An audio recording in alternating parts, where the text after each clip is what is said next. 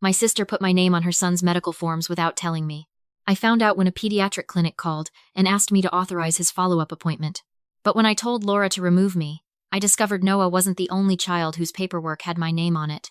And that wasn't the part that finally made me angry.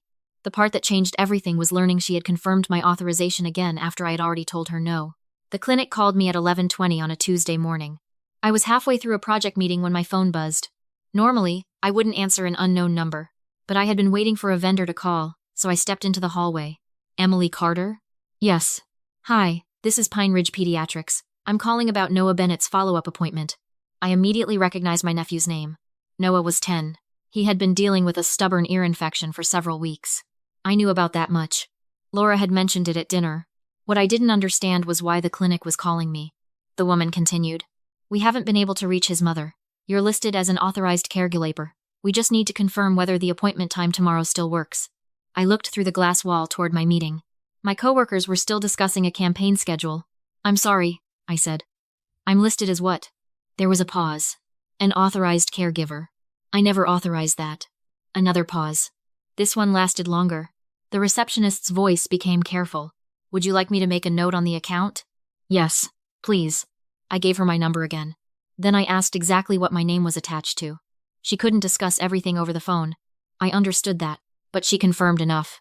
My name, my phone number, my relationship to Noah, and permission to be contacted if Laura couldn't be reached. I ended the call feeling more confused than furious. At first, I honestly thought Laura had checked the wrong box. My sister had always been disorganized when she was overwhelmed. She worked as a regional manager for a chain of home stores. Her schedule changed constantly. 2 kids made that harder. Noah was 10. Sophie was 7. I'd helped Laura plenty of times. I picked the kids up from school once or twice a month. I'd stayed with Sophie when Laura had a Saturday inventory count. I had taken Noah to soccer practice. I had even sat in a dentist's waiting room once when Laura got stuck at work. But those were favors. She called. She asked. I checked my schedule. Sometimes I said yes. Sometimes I said no. At least, that was how I thought the arrangement worked. I called Laura as soon as my meeting ended. She answered on the 4th ring. Hey, what's up? Why am I listed as an authorized caregiver at Noah's pediatrician? Silence. Not surprise. Silence. That told me a lot. Oh, she finally said. That. Yes. That. It's just for emergencies, Emily. No one asked me. I didn't think I needed to make a whole thing out of it. I stared at my computer screen. You didn't think you needed to ask before putting my name on medical paperwork?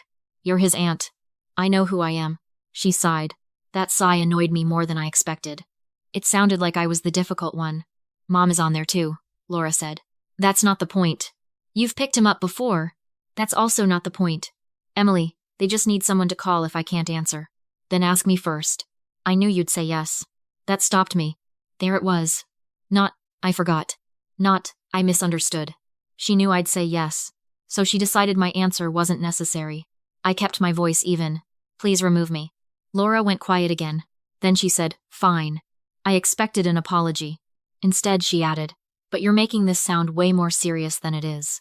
I didn't say it was serious. I said I didn't agree. Same difference with you lately. What does that mean? Nothing. Then she had to go. That was the end of the call. At least I thought it was. That evening, Mom called. I didn't need to ask who had spoken to her. Laura said you're upset about some paperwork. I'm not upset about paperwork. That's exactly what she said. No, I'm upset because she put me down as responsible for something without asking. Mom gave the kind of soft laugh she used when she wanted everyone calm. Responsible is a strong word. It's literally an authorization. For the children. I know. And you love those kids. Mom, those 2 things have nothing to do with each other. She paused. Laura has a lot on her plate right now. That sentence had followed us through adulthood. Laura had a lot on her plate. Laura had a hard schedule. Laura had 2 children. Laura had a demanding boss. Laura was going through something. And somehow the solution was usually me. I didn't hate helping. That mattered. I loved Noah and Sophie. They were funny and messy and exhausting in completely normal ways. But Mom had spent years calling me the reliable one. When I was that, I took it as a compliment. Over time, it became an assignment. Laura couldn't make it to school pickup? Call Emily. Mom had a doctor's appointment and needed someone to drive? Emily could probably do it. A birthday party needed organizing? Emily was good with details. No one ever said my time didn't matter. They didn't have to. They just treated it like it was easier to move. I'm not asking Laura to do anything dramatic, I told Mom. I'm asking her to take my name off. Mom sighed. I just don't want this to become a family fight. Then it doesn't have to. You know how Laura gets when she feels judged. I'm not judging her. She thinks you are. That's her problem. Mom didn't like that answer. I could hear it. But I was tired of explaining something that felt very simple. Ask me. That's all. For the next 3 days, nothing happened. Laura didn't call. Mom didn't mention it again. I assumed the forms had been fixed. Then Friday afternoon, my phone rang. Another unfamiliar number. This time, I almost ignored it. Almost. Emily Carter? Yes. Hi, this is Lakeside Children's Allergy Center. I'm calling regarding Sophie Bennett. My stomach tightened. I moved away from my desk. Why are you calling me? The receptionist hesitated. You're listed as one of Sophie's approved contacts. I closed my eyes. Not Noah. Sophie. A completely different office. A completely different set of records.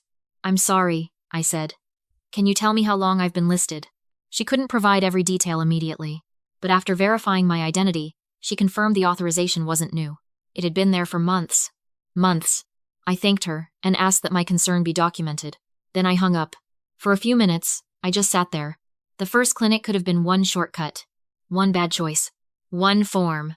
This wasn't one form anymore. I texted Laura. Call me. She replied 20 minutes later. In meeting. I typed back. I'm listed on Sophie's medical records too. The typing bubble appeared. Disappeared. Appeared again. Then. I told you. It's just backup. I stared at those words. You told me, Noah. No response. I called Mom. This time, I didn't ease into it. Did you know Laura put me on Sophie's records too? Mom went quiet. I knew she had family contacts listed. Did you know I hadn't agreed? I assumed you two had discussed it. She told me it was one form. I don't know every form Laura fills out. That was probably true. But Mom knew enough to defend the arrangement before she knew what the arrangement actually was. That bothered me. I called the allergy center back the next morning. I didn't ask for medical information about Sophie. I asked one narrow question. When had my authorization most recently been confirmed? The woman placed me on hold. When she returned, she gave me the date. I wrote it down. Then I checked my phone. The date was 2 days after my first conversation with Laura. 2 days after I had told her clearly, remove me. My hands went cold. This wasn't old paperwork sitting in a forgotten system. Laura had been given a chance to confirm it. And she had. After I said no, I called her immediately. She answered this time. Why did you confirm me again? What are you talking about? Sophie's allergy office. They told me the authorization was confirmed Wednesday. Laura was silent. Wednesday, I repeated. After I told you to remove me. Emily, calm down. No. Don't start. I'm not starting anything. I'm asking you a question. She exhaled loudly. I was at work. They called. I had 10 things happening. I just confirmed the contacts. You confirmed me. Because changing everything right then would have created a mess. For you. Yes, Emily. For me. For the first time, she sounded genuinely angry. Not defensive. Angry. I have an actual schedule I have to manage, she said. I have children with appointments. I have stores to oversee.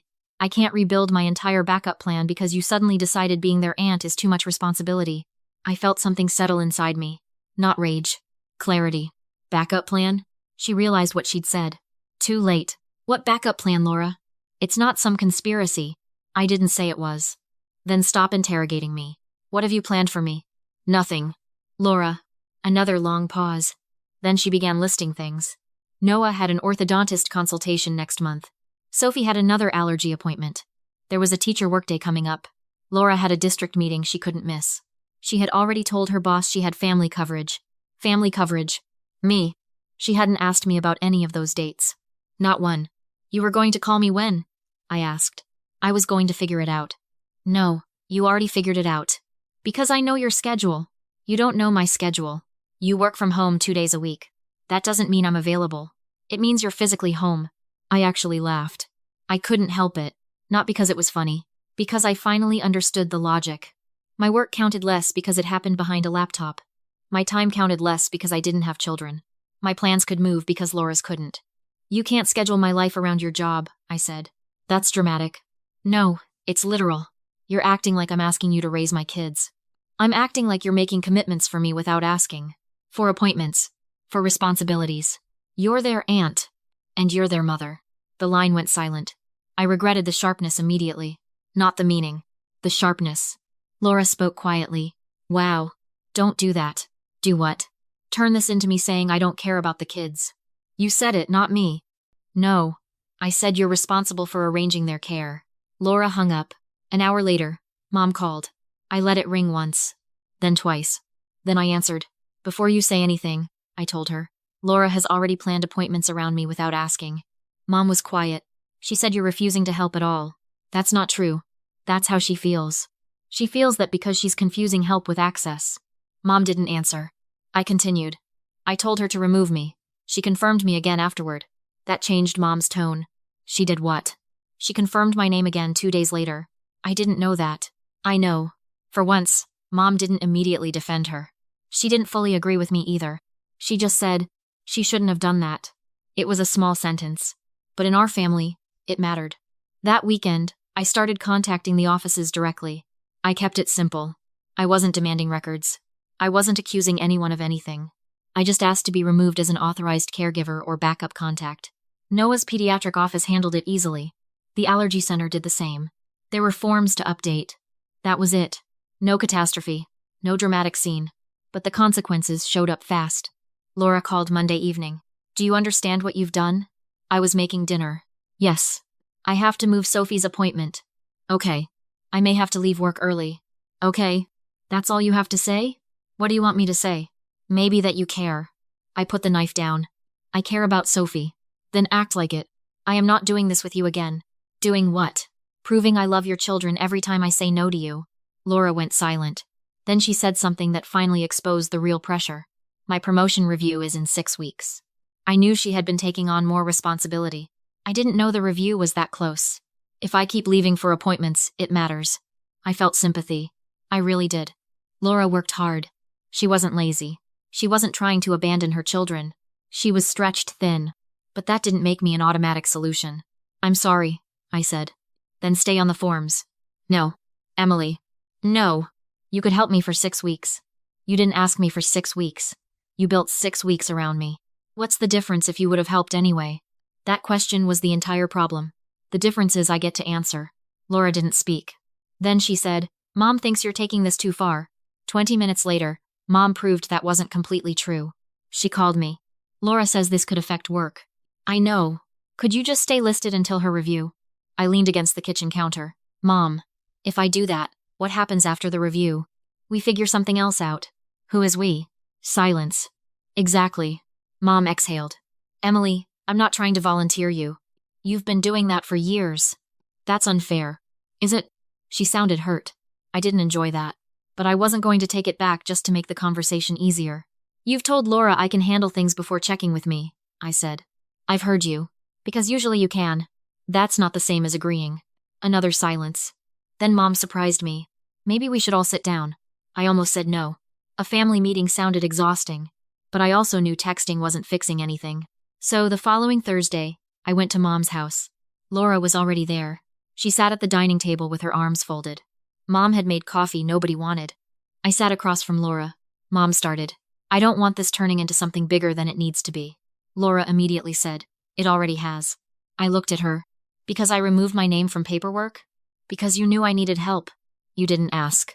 I didn't think I had to ask every single time. That's exactly what you have to do. She shook her head.